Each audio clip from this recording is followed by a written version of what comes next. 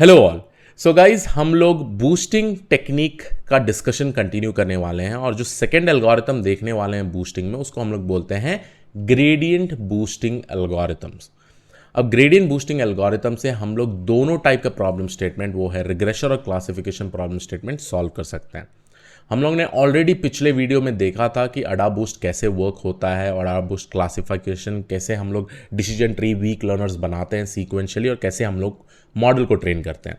इस वीडियो में पूरा का पूरा ग्रेडियंट बूस्टिंग रिग्रेशन के बारे में समझेंगे और इसके थ्रू आपको आइडिया मिल जाएगा कि क्लासिफिकेशन एल्गोरिथम भी कैसे चलता है। अब इसके लिए मैंने एक स्पेसिफिक डेटा सेट लिया हुआ है इधर, ठीक है। अब ये डेटा सेट में क्या बोल रहे हैं, हमारे पास दो इंडिपेंडेंट फीचर है, एक्सपीरियंस एंड डिग्री, और मेरा आउटपुट फीचर है सैलरी। तो मेरा टास्क ये है कि मैं ये दो इनपुट फीचर लूँ और मेरा मॉडल प्रेडिक्ट कर पाए कि सैलरी क्या होता है, ठीक है। तो ये मेरा आउटपुट फीचर हो गया जिसको हम लोग y बोलेंगे, ये मेरा इनपुट फीचर हो गया, इसको हम लोग x1 एंड x2 बोल देंगे, ठीक है, x1 एंड x2। अब जो फर्स्ट स्टेप है इस specific gradient boosting algorithm, specifically with respect to regression, और रिग्रेशन समझेंगे तो क्लासिफिकेशन भी समझ में आ जाएगा, ठीक है। तो यहां पे मैं स्टेप्स लिखते जाता हूं, ठीक है। फर्स्ट स्टेप ये बोलता है we need to create a base model, ठीक है। अब ये बेस मॉडल का आउटपुट क्या होगा, ठीक है। एक बेस मॉडल मतलब ऐसे एक मैं डम मॉडल बना रहा हूं और उसका वो एक स्पेसिफिक इनपुट होगा। लेट्स से कि ये मेरा बेस मॉडल है, ठीक है। ये बेस मॉडल का मेन काम क्या होगा, ये बेसिकली एक इनपुट लेगा और स्पेसिफिक इनपुट के चलते ये भी एक आउटपुट देगा, ठीक है। अब ये क्या आउटपुट देने वाला है ना बेस मॉडल, ये फाइंड आउट करना है तो आपको आप बेसिकली क्या करिए, ये सैलरी का ना पूरा का पूरा एवरेज फाइंड आउट करिए, क्योंकि ये मेरा आउटपुट फीचर है, ठीक है। तो अगर मैं इसका एवरेज कैलकुलेट करूँ तो एवरेज क्या आएगा, देखिए एवरेज अगर मेरे को इसको कैलकुलेट करना है, एवरेज बहुत ही सिंपल है कैलकुलेट करना, 50K प्लस जो सेकेंड एलिमेंट है मेरा 70, 80 and 100 plus 70K plus 80K plus 100K divided by 4, ठीक है। तो इसका जो आउटपुट आएगा वो आएगा मेरे को 75K, ठीक है। ये आएगा मेरे को 75K। डन, बहुत ही सिंपल तरीके से, इसीलिए मैं क्या किया हूं, इधर 75K दिया हूं। तो ये बेस मॉडल जो भी इनपुट लेगा, ठीक है, विदाउट एनी ट्रेनिंग, ये base model basically average value of salary दे रहा है, तो इसका आउटपुट जो आएगा वो हमेशा 75K आएगा। तो ये मेरा फर्स्ट स्टेप हो गया, I have to create the base model, ठीक है। अब बेस मॉडल बनाने के बाद हम लोग जो सेकेंड स्टेप फॉलो करने वाले हैं, वो सेकेंड स्टेप को हम लोग बोलेंगे we have to compute the residuals और एरर, ठीक है, बहुत ही सिंपल तरीके से। अब जब मैं बोलता हूं computing the residuals and error, ठीक है, मैं यहां पे लिख दूंगा R1, ठीक है। तो ये मेरा रेसिडुअल्स हो गया। यहां पे हम लोग क्या कर रहे हैं, y माइनस वाई हैट कर रहे हैं। अब वाई हैट क्या है, वाई हैट बेस लर्नर का आउटपुट है, ठीक है, बेस मॉडल का आउटपुट है। तो ये मेरा बेस मॉडल फर्स्ट मॉडल बन गया, ये 75K मेरा आउटपुट आ रहा है। तो ये यहां से हम लोग बेसिकली डिफरेंस कैलकुलेट करेंगे। तो 50 माइनस 75K क्या आएगा मेरा आउटपुट, ये आएगा nothing but 25K minus 25K, ये आएगा माइनस 5K, ये आएगा 5K और ये आएगा 25K, ठीक है। तो ये मेरा रेसिडुअल्स हो गया जो बेसिकली बोल रहा है व्हाट इज द एरर और what is the difference between the actual output and the predicted output only the base model, ठीक है, ये बेस मॉडल। अब सेकेंड स्टेप हो गया, हमको एरर मिल गया। अब थर्ड स्टेप जो होगा वो काफी ज्यादा इंपॉर्टेंट है, समझिए ये थर्ड स्टेप को। We will go ahead and construct a decision tree. We will go ahead and construct a decision tree और इसमें consider the inputs as x of I and output as R1, ठीक है। तो अब हम क्या बोल रहे हैं, हम लोग जो नेक्स्ट स्टेप में ना एक डिसीजन ट्री बनाएंगे, बट वो डिसीजन ट्री को जो इनपुट्स होगा वो एक्स ऑफ आई होगा। एक्स ऑफ आई मतलब ये दोनों x1 एंड x2, और जो आउटपुट होगा वो मेरा R1 होगा, ठीक है। और उस तरीके से हम लोग डिसीजन ट्री बनाएंगे। तो आपको इन शॉर्ट ऐसे दिखेगा, पहला मेरा बेस मॉडल आ गया, ये बेस मॉडल आउटपुट क्या दे रहा है 75। जो नेक्स्ट मॉडल मेरा बनने वाला है, यहाँ पे इसको हम लोग बोलेंगे डिसीजन ट्री 1। ठीक है, ये मेरा डिसीजन ट्री 1 बोला। और हमेशा याद रखें ग्रेडियंट बूस्ट में भी डिसीजन ट्री सीक्वेंशियली यूज होता है एज अ वीक लर्नर। और हर एक बूस्टिंग टेक्निक में जो हम लोग टेक्निक्स देखने वाले हैं, जैसे अडा बूस्ट, ग्रेडियंट बूस्ट और एक्सजी बूस्ट, इन सब में हम लोग डिसीजन ट्री ही यूज करेंगे, राइट। तो डिसीजन ट्री ही यूज होता है, मैं पर्पसली नहीं यूज कर रहा हूँ, डिसीजन ट्री यूज होते हैं। ठीक है, तो यहाँ पे हम लोग जो बनाएंगे decision tree to its complete depth बना देंगे। ठीक है, अडा बूस्ट में हम लोग स्टम्प बनाते थे। ठीक है, लेट्स से कि ये मेरा पूरा डेप्थ में आ गया। तो ये हो गया मेरा डिसीजन ट्री 1। अब यहाँ पे डिसीजन ट्री 1 में मेरा जो इनपुट्स है वो क्या है, एक्स ऑफ आई, और जो आउटपुट है वो होगा मेरा R1। ठीक है, x of i R1। X of i क्या है, मेरे 2 experience and degree, and R1 is nothing but this. ठीक है, अब क्या होगा, ये पूरे डेटा पॉइंट्स है ना, पूरे डेटा पॉइंट्स से डिसीजन ट्री में ट्रेन हो जाएंगे। ठीक है, अब कभी भी मैं ये रिकॉर्ड पास करूं, लेट्स से कि मैं ये रिकॉर्ड पास कर रहा हूं, ठीक है, तो ऑब्वियसली जब हम ये मॉडल को ट्रेन कर दिए हैं तो ये क्या करेगा, जो नेक्स्ट स्टेप है ये हम लोगों का प्रेडिक्ट करेगा द न्यू R2।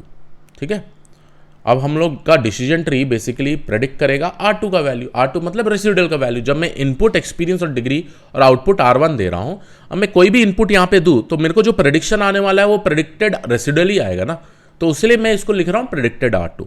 ठीक है, अब जब समझिए एक बार मैं ट्रेन कर देता हूं एक्सपीरियंस और डिग्री और R1 के साथ, तो ऑब्वियसली मैं जब प्रेडिक्शन करूंगा तो मेरे को कहीं ना कहीं इसके आसपास ही आएगा वैल्यूज रेसिडुअल।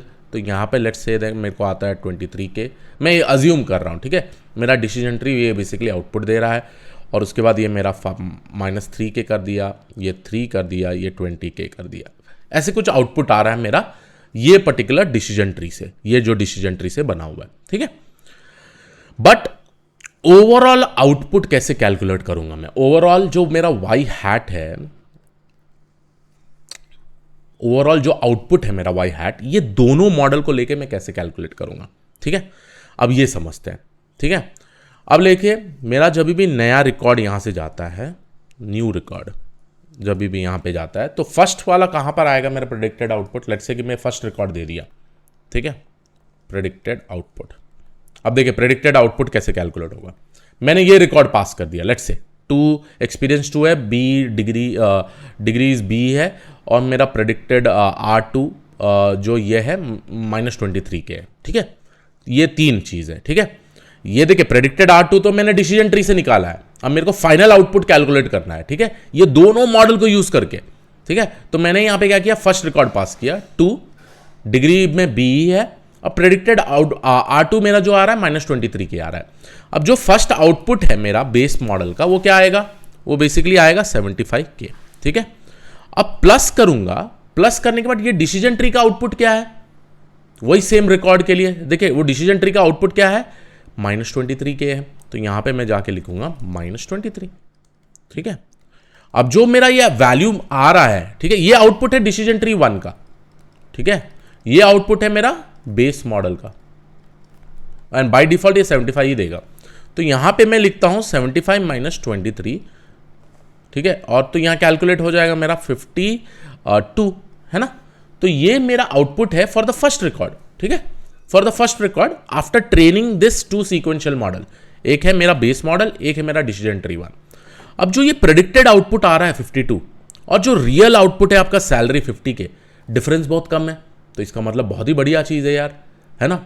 मेरे को टेंशन नहीं हो रहा है, मेरे को फर्स्ट ही एक ही मॉडल यूज़ करने, एक ही सीक्वेंशियल मॉडल यूज़ करने से मेरे को आउटपुट करेक्ट आ रहा है। ठीक है, बट यहाँ पे एक प्रॉब्लम है गाइस, ये वाला सिनेरियो को हम लोग बेसिकली बोलेंगे ओवरफिटिंग। ठीक है, ओवरफिटिंग है, क्योंकि इतना जल्दी आपको राइट आउटपुट नहीं आना चाहिए। ओवरफिटिंग मतलब ट्रेनिंग एक्यूरेसी के लिए बहुत ही हाई एक्यूरेसी देगा, बट जब भी हम न्यू डेटा लेंगे ना, तो टेस्ट एक्यूरेसी के later on after the model is deployed, तब वहाँ पे वो प्रॉब्लम हो सकता है। तो इसीलिए हम लोग थोड़े चेंजेस करेंगे, और यहाँ पे ग्रेडियंट बूस्टिंग में हम लोग प्रेडिक्टेड आउटपुट डायरेक्टली ये मॉडल का वैल्यू लेके नहीं कैलकुलेट करते हैं। हम लोग बेस लर्नर तो यूज़ करेंगे 75। ठीक है, बेस मॉडल का आउटपुट 75 है, और मेरा फर्स्ट डिसीजन ट्री का आउटपुट -23 है, बट उसके अलावा मैं एक और पैरामीटर यूज़ करने वाला हूँ जिसको हम लोग बोलते हैं अल्फा। अब ये अल्फा क्या है, ये अल्फा है लर्निंग रेट। ठीक है, और ये अल्फा का वैल्यू हम लोग यूज़ करेंगे एज 0.01। ठीक है, एक छोटा सा वैल्यू होता है 0.01 या 0.001, बट इन शॉर्ट ये लर्निंग रेट का वैल्यू रेंजेस बिटवीन 0 to 1, ठीक है। अब ये जो वैल्यू है ये बेसिकली लर्न करेगा वेरी स्लोली, ठीक है। अब देखिए मैंने 0.01 कर दिया तो मेरा आउटपुट क्या होगा, 75 multiplied by 0.0 plus 0.01 multiplied by -23। अब क्या होएगा 75 माइनस, अगर मैं यहाँ पे प्रॉब्ली कैलकुलेट करूँ 0.01, it will be nothing but, देखिए मैं कैलकुलेटर खोल लेता हूँ, बाद में कुछ कैलकुलेशन गड़बड़ ना होना चाहिए, ठीक है। तो यहाँ पे मैं लिख रहा हूँ 0.01 मल्टीप्लाइड बाय 23, तो 0.23 आ गया, राइट। तो ये होगा मेरा -0.23, ठीक है। अब यहाँ पे मैं क्या कर सकता हूँ 75 माइनस 0.23, ठीक है। तो यहाँ पे मेरा जो आउटपुट आ रहा है 74.77। तो यही जो आउटपुट है हम लोग यहाँ पे लिखेंगे, जो मेरा नेक्स्ट y हैट होगा 74.77, है ना। अब देखिए ये ओवरफिटिंग नहीं हो रहा है क्योंकि ये और ये इसका वैल्यू काफी ह्यूज है। अनलेस एंड अनटिल हम एक long decision tree, sequential decision tree नहीं बनाएंगे, ये वैल्यू नियर टू नियर नहीं आना चाहिए, ठीक है। सो इन शॉर्ट मैं ये बोल रहा हूं, जैसे जैसे हम लोग ट्रीज को बड़ा करते जाएंगे ना, इसका जो रेसिडुअल का डिफरेंस है आप देखिएगा कम होते जाएगा। यहां पर देख सकते हैं -25 के था, अब यहां पर देखिए आप -23 के था, और जैसे डिसीजन ट्री ऐड करते जाएंगे ना ये R2 कम होते जाएगा। तो उस तरीके से हम लोग ये ओवरफिटिंग प्रॉब्लम सॉल्व कर रहे हैं। अब ये हो गया मैंने 74.77, ठीक है। अब चलिए ये वाला देखिए, ठीक है। अब मैं नेक्स्ट वाला में क्या करता हूं, यहाँ पे हम लोग जाते हैं नेक्स्ट मॉडल क्रिएट करने के लिए। इतना तो हो गया, ठीक है, 74.77। अब नेक्स्ट रिकॉर्ड को भी मेरे को कैलकुलेट करना है, तो कैसे, अगर मैं ये रिकॉर्ड पास कर रहा हूं तो कैसे कैलकुलेट होगा मेरा प्रेडिक्टेड आउटपुट। देखिए मेरा प्रेडिक्टेड आउटपुट यहाँ पे आएगा फॉर द सेकेंड रिकॉर्ड, ठीक है, फॉर द सेकेंड रिकॉर्ड। तो फर्स्ट मेरे को 75 तो आएगा ही, प्लस अल्फा ही आएगा। जो मेरा प्रेडिक्टेड R2 है उस स्पेसिफिक रिकॉर्ड के लिए है -3 के, तो यहां पे जाके मैं -3 के लिख दूंगा, ठीक है, -3 के लिख दूंगा। अब देखिए सेम वही कैलकुलेशन, यहां पे मैंने लिख दिया 75 प्लस 0.01 मल्टीप्लाइड बाय -3, है ना। तो यहां पे जो आएगा मेरा 75 माइनस 0.03, ठीक है। अब जब मैं जाके कैलकुलेटर देख लूं तो क्या आएगा मेरा वैल्यू, 75 माइनस 0.03, तो ये आ गया मेरा 74.97, ठीक है। तो जो मेरा सेकेंड आउटपुट है वो क्या होगा 74.97, है ना। तो अब 74.97 और 70 के उसमें भी डिफरेंस है, तो जैसे जैसे हम लोग डिसीजन ट्री बनाते जाएंगे ये रेसिडुअल कम होते जाएगा। ऐसे ही सर हर एक चीज का हम लोग कैलकुलेट करेंगे। अब जो नेक्स्ट स्टेप होगा हम लोग क्या करेंगे, R3 कैलकुलेट करेंगे, जो मेरा रेसिडुअल 3 होगा। अब उसमें मैं इनपुट ये लूंगा और ये मेरा आउटपुट होगा। तो इस सैलरी से जब हम इसका डिफरेंस कैलकुलेट करेंगे, देखिए 50 के माइनस 74.77, तब अगर इन दोनों का डिफरेंस कैलकुलेट करेंगे तो क्या आएगा 50 के माइनस 74.77, तो यहां आ गया मेरा -24.77, ठीक है। तो यहां मेरा R3 आ गया -24.77। ऐसे ही करके मैं 70 के माइनस ये कर दूंगा तो यहां आ जाएगा मेरा -4.97। ऐसे ही करके सारा कैलकुलेट करूंगा मैं, ठीक है। अब जब मेरा नेक्स्ट डिसीजन ट्री होगा, नेक्स्ट डिसीजन ट्री जो कंस्ट्रक्ट होगा, ये मैंने इनपुट लेना है इस तरीके से ही, ठीक है। ये अब मेरा नेक्स्ट स्टेप में नेक्स्ट डिसीजन ट्री कंस्ट्रक्ट होगा, राइट। तो अब डिसीजन ट्री 1 में हम लोग ने X1 और R1 लिया था, राइट। अब जो नेक्स्ट डिसीजन ट्री कंस्ट्रक्ट होगा ऐसे ही कंटिन्यू होते जाएगा, ठीक है। और यहां भी मेरा डिसीजन ट्री कंस्ट्रक्ट होगा ही होगा, बट यहां पे हम लोग इनपुट्स क्या लेंगे, यहां पे हम लोग इनपुट्स लेंगे, ये मेरा डिसीजन ट्री 2, यहां पे इनपुट्स लेंगे x ऑफ i, और जो मेरा प्रेडिक्टेड आउटपुट क्या है रेसिडुअल R3, है ना। तो हम लोग स्पेसिफिकली R3 अब यहां पर लेने वाला है एज माय आउटपुट फीचर, ठीक है। तो इस तरीके से हम लोग डिसीजन ट्री कंटिन्यूअसली क्रिएट करते जाएंगे, ठीक है। पहले डिसीजन ट्री 1 लिया, X1 निकाला, मेरे इनपुट्स X1 X2 मतलब ये वाले जो इनपुट्स है मेरे इनपुट फीचर, बाद में हम लोग ने फर्स्ट R1 ले लिया था, उसके बाद हम लोग ने प्रेडिक्ट किया था R2, उसके बाद हम लोग ने इन दोनों का डिफरेंस के हिसाब से y हैट कैलकुलेट किया था पूरा का पूरा, है ना। अब उसके बाद हम लोगों को R3 मिला। अब मैं क्या करने वाला, इनपुट्स लूंगा x1 x2 और R3 एज मैं आउटपुट लूंगा और मेरा नेक्स्ट डिसीजन ट्री कंस्ट्रक्ट करूंगा और ऐसे ही सीक्वेंशियली हम लोग कंटिन्यू करते जाएंगे। तो अगर मैं मैथमेटिकल फॉर्मूला, मैथमेटिकल फंक्शन का बात करूं यहाँ पे, सो mathematical function is all about, आपको तो पता है डिसीजन ट्री कैसे कंस्ट्रक्ट करते हैं, इतना तो आई होप बहुत सारा क्लियर हुई होगा, राइट।